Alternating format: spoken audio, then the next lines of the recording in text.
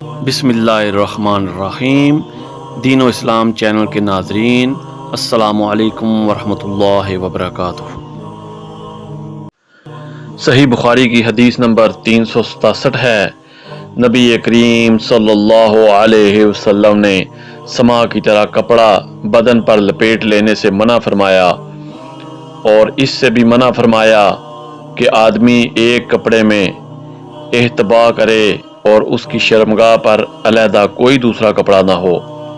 اسی طرح صحیح بخاری کی حدیث نمبر 368 ہے، نبی کریم صلی اللہ علیہ وسلم نے دو طرح کی بے فروخت سے منع فرمایا، ایک تو چونے کی بے سے، دوسرا پھینکنے کی بے سے، اور اشتمال سما سے جس کا بیان اوپر گزرا، اور ایک کپڑے میں گوٹ مار کر بیٹھنے سے۔